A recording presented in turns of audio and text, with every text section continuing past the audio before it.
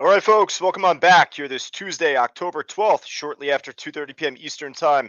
Welcome on back for our afternoon meeting. Great to see Norman. Great to see Felix, who just cleaned up with me just before in the NTRB stock here. Great to see Wendy, Bobby, all of us otherwise live inside the trading room. And of course, if you're joining us back on social media today, Facebook Live or YouTube Live or Facebook. I never get that name right. Welcome on back. Now, I can kind of take my sweet time here today. We don't have class. I'm actually free at 3 o'clock, so we'll kind of just go over a couple of the big moves that we ended up catching from earlier today. Obviously, the NTRB stock on the screen still to start. Right now this stock just broke below a big support level. I lined up exactly off $11.35 to go over this move in full from head to toe because I really didn't have the chance to do that inside our live workshop earlier today, the Traders Talk workshop. We were covering the ANY trade, the PROG trade, PROG. Well, to go over this stock briefly, right? I mean, hey, it was dropping off leading into the market open. It wasn't exactly trending upwards from 8:30 or from 9 o'clock at least to 9:30. So for as much as it was up in pre-market, we saw a big drop, and then from there, well, it ended up bottoming out right off 950. I mean, it really kind of just slipped under and over from 950 it seems, and from that point ended up making its first big spike up. And well, the thing is on this trade is that it ended up getting halted not just once but twice. So we ended up seeing, and pardon, a bunch of the lines here. I'll explain them in a moment. But 1070 was the opening bell print this morning at 9:30. We ended up seeing a pretty big transaction on the time and sales program at $10.70. It was about a 64,000 share print. Well, as this stock began to break over that price, it ended up moving up so much, so fast, so quick, it ended up getting halted, a circuit breaker halt for the stock. So by the time it reopened up, that was shortly around 10 o'clock, 10:04 Eastern time. Well, that print that came out when a stock reopens up off a halt, and we're going to do a workshop on this coming up pretty shortly for all of our gold, platinum, diamond C2 students at least. But in terms of following a stock after it reopens up from a halt, very similar to how you follow a stock after the market opens up. You see an opening halt print to a great degree, and you know what? I just said before, I can kind of take my sweet time today, so I'll bring up good old level 4 here for right now, and you can see that we ended up having a 150,000 share print filled at 11.35, $11.35. So, for that reason, I was calling that price out as a major level later on. I mean, just earlier. So, I stepped away from this stock for quite a while after that run up, which I wasn't a part of, ended up crashing back down. We had our Traders Talk workshop anyway from 11 to 12 anyway, Eastern time. So I stepped away even after that point. I just kind of came back and it was already, halted on the way up again. It ended up breaking above 1070, obviously 1135, and well, a new halt. So by the time this stock reopened up off the next halt, well, we ended up seeing that big opening halt print this time. It was a 93,000 share print filled exactly at $12. So hence you could see the three yellow lines in my chart: 12, 1135, 1070. So when this came down, I was saying like, hey, I missed the whole pop and halt to begin with, but that's not the end of the move, folks. I mean, now at this point, obviously it began to break lower. So right now I'm a little more hesitant on it now. We'll see if this could slingshot back up over that price. But for the first time it came back down to 1135, I was screaming that out as a support. I listed all the support levels at least as it was pulling back, and I started with $11.35. So once it broke under and back over 1135, I ended up jumping in, myself and Felix, one of our students here. He ended up getting 60 cents on the trade. He got out at 1198. So I ended up scaling out. I took 500 shares out right off of 1190, and then the other half I got out right off 1175. Now, I got a little lucky. I don't want to say lucky, but I closed this trade out right before, and I mean right before this thing just crashed. I mean, we'll give it maybe a couple minutes here on the 1 minute chart where I got out at 1175, but if it's not going to break higher, folks, I mean, I kind of noticed it shortly prior to me pressing close. I was like, oh no, this was a false breakout here. It held 12 perfectly. If it's not going to break higher, We know what's going to happen to the stock. It's not as if this thing's like figure skating doing a triple axel backflip. Stocks go from or the chart goes from left to right and stocks go up and down. Really, we just got to keep it simple in that regard. But yeah, for right now, the NTRB, the stock just broke below that support level 1135. I would anticipate for it to drop off more. So I'll come back to this at the end. If it ends up making a big pop, I would love to put this back on our main list. But with the type of selling here, I'm not so sure about it right now. All right. So aside from the NTRB, of course, this monster of a stock here, the GWH trade, we ended up seeing this stock pop shortly after the market opened up. And for this also, I'll do a pretty similar review. I wish I had more time in the Traders Talk workshop earlier today to go over both of these. But it's to say that at least, once the market opened up for GWH, it's not to say you're expecting the pop instantaneously, but it's just a matter of reacting to it once that happens. So is it going to pull back and just totally dump off and crash? Obviously it didn't, but it's to say when the market opened up, our big opening halt print on this trade, or opening bell print rather, opening bell print, it was exactly at $16.50. It was a 220 plus thousand share print on the tape. Let me just mark this one up also while I'm at it. Well, I don't know if you just saw that. I'm going to zoom in.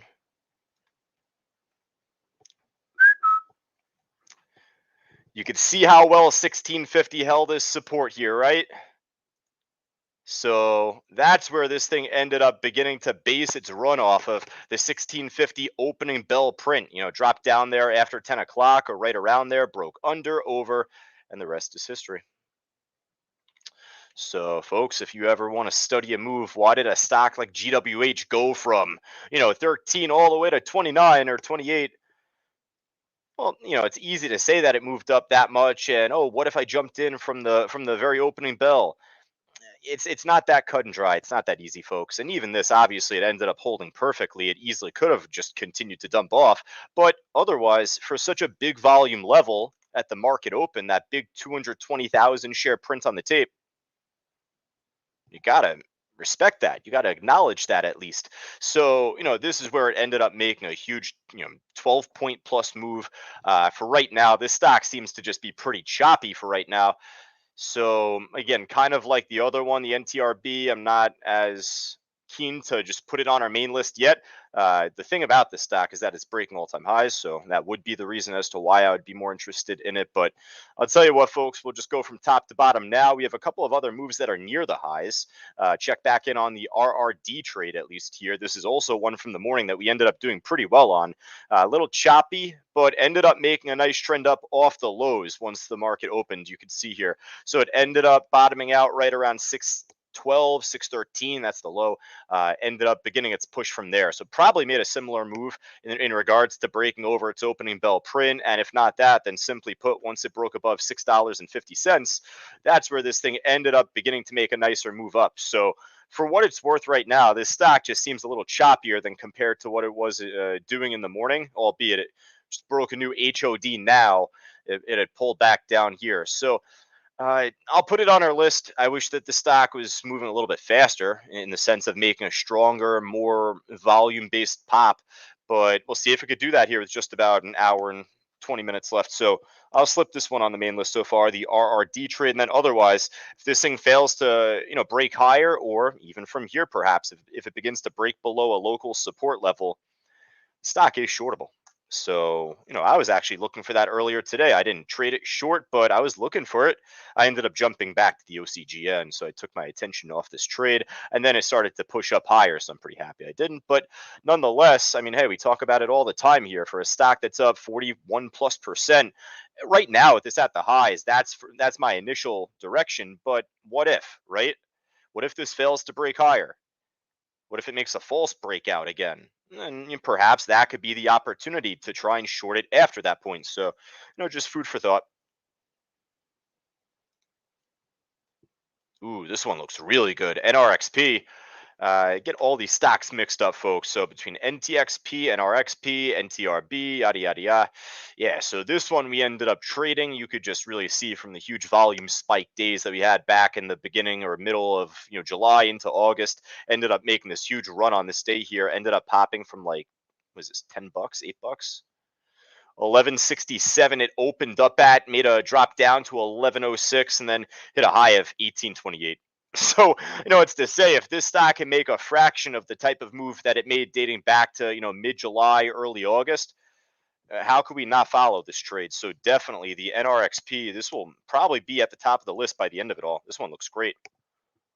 That's unless if OCGN looks better, because I got my guy Skip here in the chat board typing in OCGN.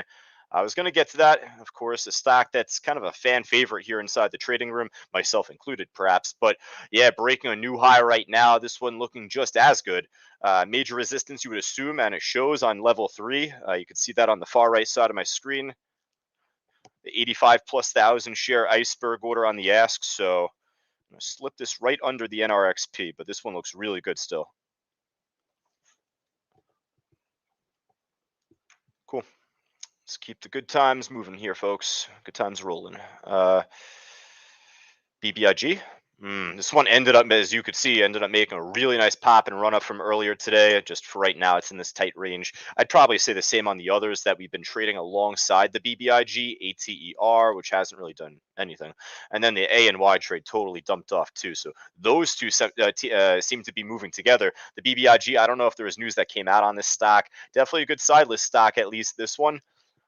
So keep it in mind for tomorrow. I don't think it's going to make a big pop today. If it does, then we'll call it out. But definitely come tomorrow morning, I'll at least check it out.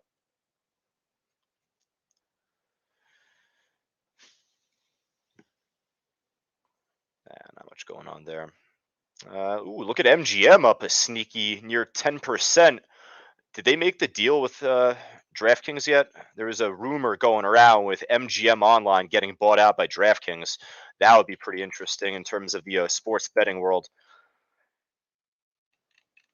I'm not a degenerate gambler, folks. I just got my ear to the pulse. I risk my money here in the market, not necessarily out there on games. But I knew that that was a rumor going around for a little while.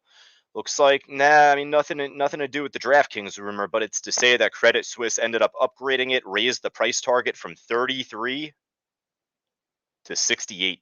So, that's a pretty good reason as to why this MGM trade is moving up really well right now. I mean, we're not expecting it to hit 68, but that's a pretty bold price target. And perhaps you could see dating back from like damn near like 2005, stock ended up testing major monthly resistance right off of like 47-ish, right around 47-ish around here.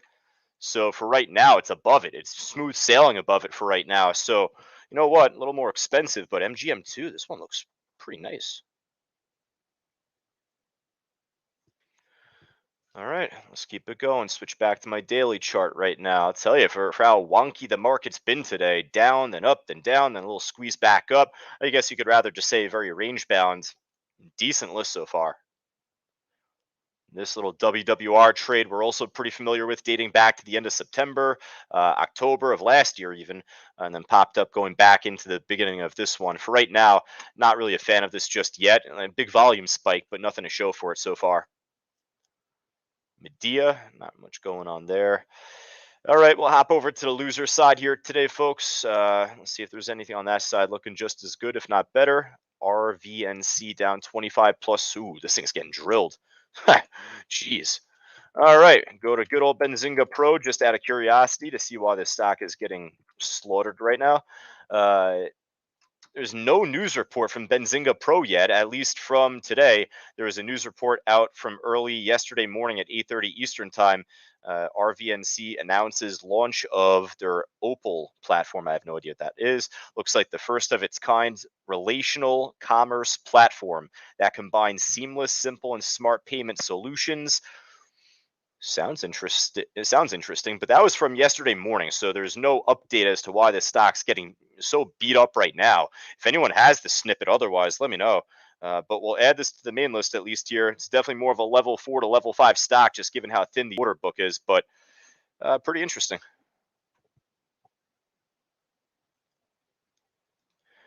All right, former runner, or at least gap up from yesterday, if I'm not mistaken. The PTGX shortable here today ended up dropping off. My focus and our focus collectively wasn't really on this trade. So, hey, if you ended up shorting this after the open, looks like a pretty nice drop off, a little shaky here and there, but held steady off the highs.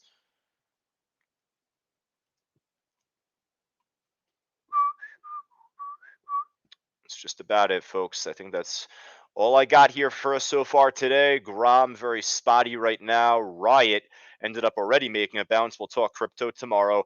Bitcoin took a little bit of a drop today. Expected, but I think that we'll get the slingshot very soon from now.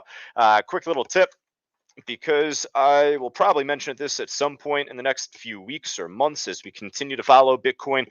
In terms of the blockchain stocks, or the Bitcoin mining affiliated stocks, rather, Riot, Mara, BTBT, and the others perhaps, but more so like Riot and the ones that we're more used to.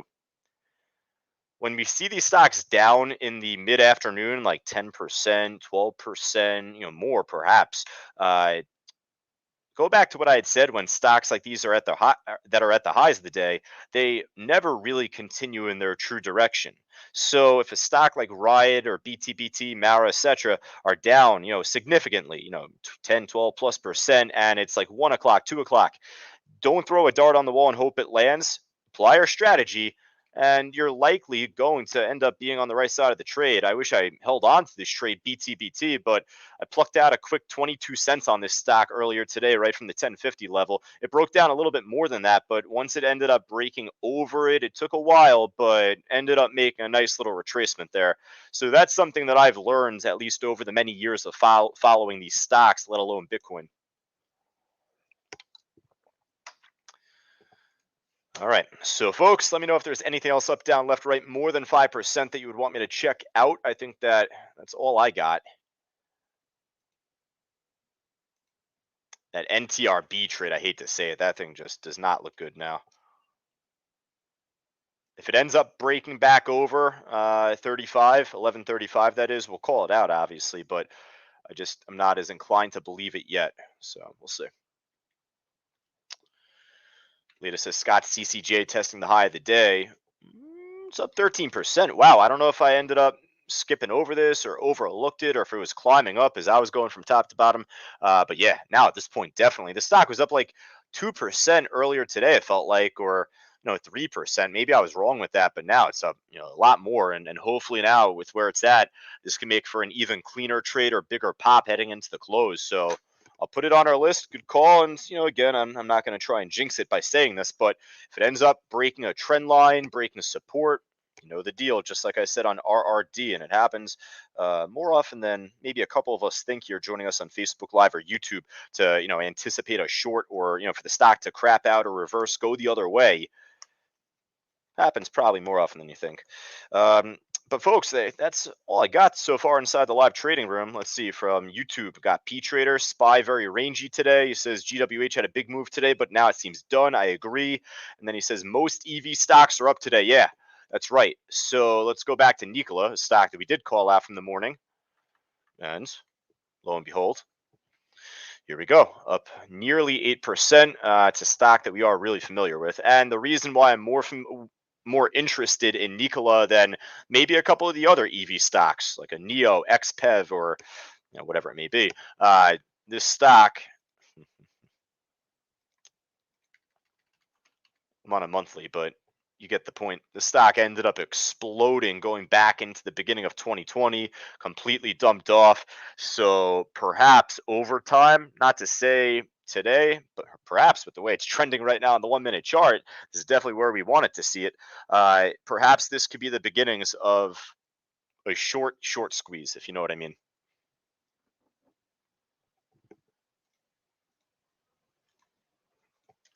Stocks had a couple of pumps here and there over time, crash back down, right? But like I said before, even on the NRXP trade, if we could even see a fraction of the type of run that stock made back then I would be extremely content. All right, quadruple U from RJF. A little slow. That's my only gripe on it, but hey, love to see the stock where it's at right now. It would be hard to put CCJ on the watch list and this not. So I'm gonna tag this alongside there. I mean, both look just as good, and this one's even less expensive. So.